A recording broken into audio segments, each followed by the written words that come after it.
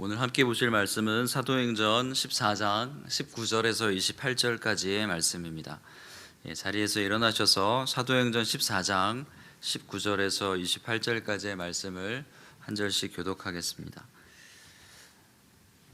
유대인들이 안디옥과 이고니온에서 와서 무리를 충동하니 그들이 돌로 바울을 쳐서 죽은 줄로 알고 시외로 끌어내치니라.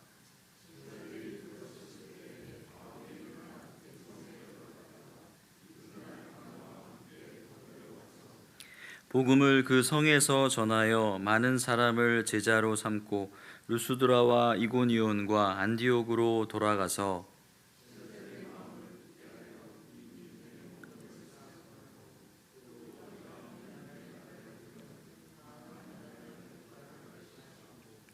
각 교회에서 장로들을 택하여 금식 기도하며 그들이 믿는 주께 그들을 위탁하고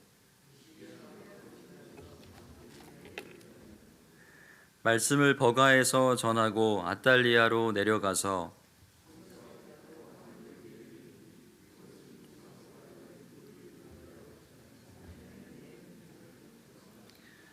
그들이 이르러 교회를 모아 하나님이 함께 행하신 모든 일과 이방인들에게 믿음의 문을 여신 것을 보고하고 제자들과 함께 오래 있으니라.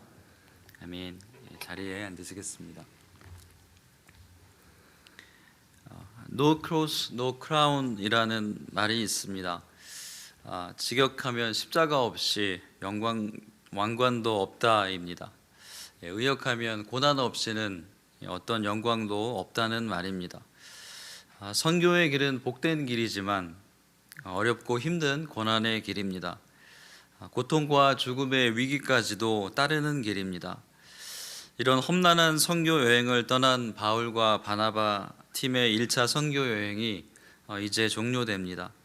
그 복음의 여정이 사도행전 14장에서 마무리됩니다.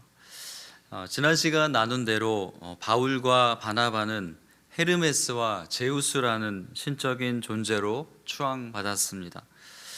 그런데 바로 다음에 그들에게 위기가 찾아왔습니다.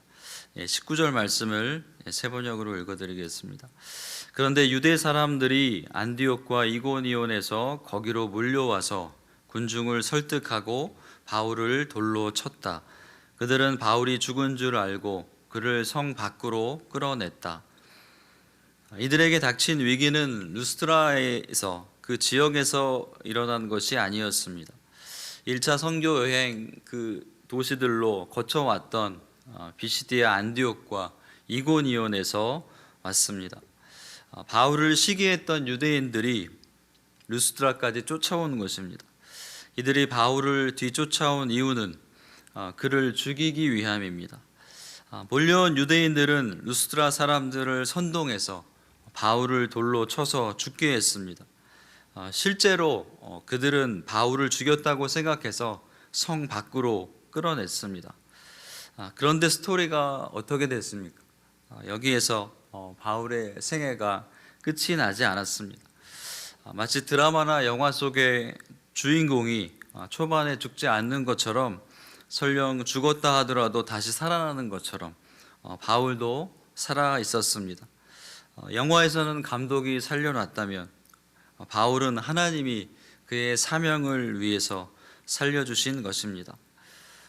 바울은 본인이 일어나서 다시 루스트라 성으로 들어갔다고 기록합니다.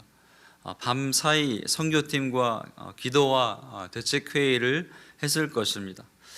이튿날 근처 더베로 떠났습니다. 더베는 루스트라에서 남동쪽으로 약 93km 정도 떨어진 곳이었습니다. 바울의 1차 선교 여행에서 가장 멀리까지 간 곳이 더베입니다. 여기서도 왕성한 사역으로 복음을 전했고 많은 제자들을 회심자를 얻었다고 기록되어 있습니다. 선교팀은 이제 처음 파송받은 안디옥으로 수리아 안디옥으로 돌아가기로 결정했습니다. 바울은 더베에서 도보로 수리아 안디옥까지 계속 남쪽으로 갈 수도 있었을 것입니다. 이 길은 실제로 택한 길보다 훨씬 쉬운 길이었습니다. 그런데 1차 선교팀은 선교 여행을 통해서 세워진 교회들을 한 번 더 방문하기를 원했습니다. 그리고 지역의 장로들을 세우고 또 금식하며 기도를 통해서 그들을 권면하기 원했습니다. 그래서 쉬운 길을 마다하고 다시 돌아가는 길을 택했습니다. 단순히 거리상 더 돌아가던 길만이 아니었습니다. 선교팀을 격렬한 반대로 그런 격렬한 반대에 부딪힌 그 도시들로 다시 되돌아가야 하는 길입니다. 어떤 박해와 위험이 또 기다리고 있을지 모르는 길이었습니다. 거의 죽다시피 했던 도시로 돌아가는 쉽지 않은 길이었습니다. 고난의 길을 가면서도 회심한 자들을 격려하며 제자들을 위로하며 권면한 말씀이 22절과 23절 말씀입니다. 제가 세 번역으로 읽어드리겠습니다. 그들은 제자들의 마음을 굳세게 해주고 믿음을 지키라고 권하였다. 그리고 또 이렇게 말하였다. 우리가 하나님 나라에 들어가려면 반드시 많은 환난을 겪어야 합니다. 그리고 그들을 위해서 각 교회에서 장로들을 임명한 뒤에 금식을 하면서 기도하고 그들이 믿게 된 주님께 그들을 맡겼다. 바울의 메시지도 No cross, no crown입니다.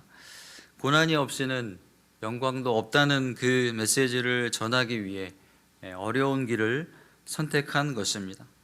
No cross, no crown의 길은 바울과 바나바도 걸어온 길입니다.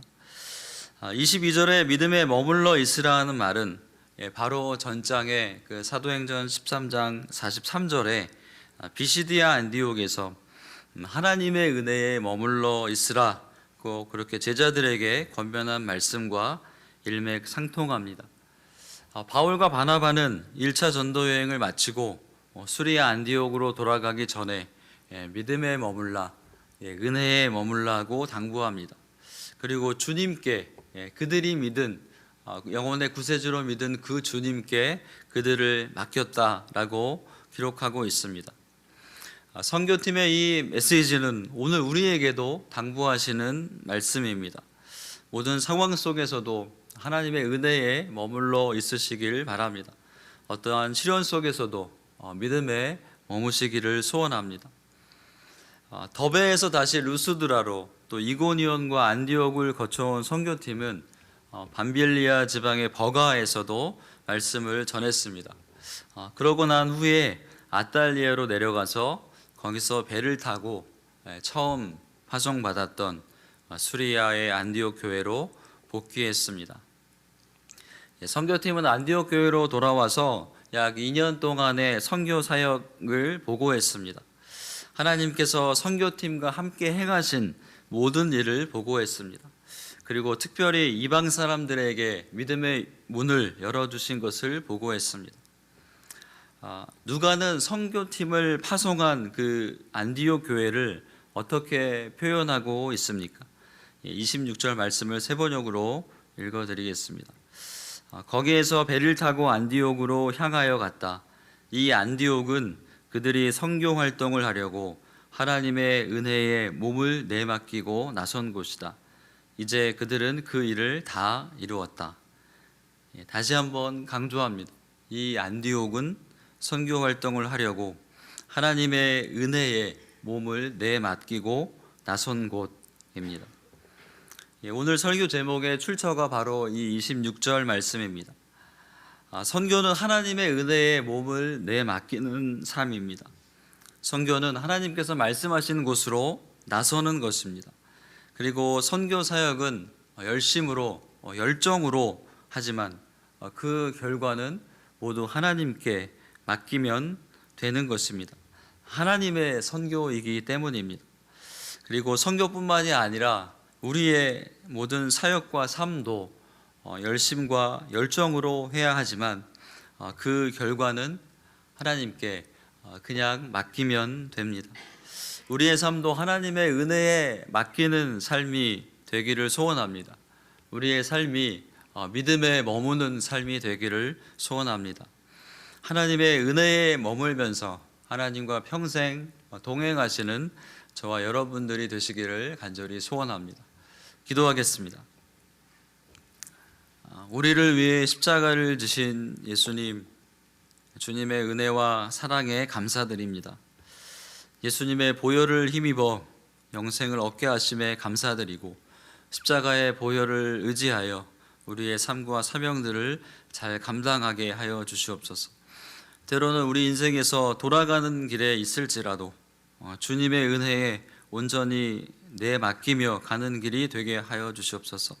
고난이 없이는 영광도 없다는 메시지처럼 주님을 섬기다가 만나는 시련과 고통의 파도를 평강의 마음으로 잘 넘기게 하여 주시옵소서. 설립 50주년을 맞이하며 분주한 마음들을 내려놓고 지금까지 인도하신 하나님의 은혜를 돌아볼 수 있는 시간이 되게 하여 주시옵소서. 또 여름 선교 여행을 준비하며 모든 선교팀이 믿음으로, 성령으로, 말씀으로 충만하게 하여 주시옵소서. 주님께 감사드리며 이 모든 말씀을 우리에게 한량없는 은혜를 베풀어 주신 예수님의 존귀한 이름으로 기도드렸습니다. 아멘.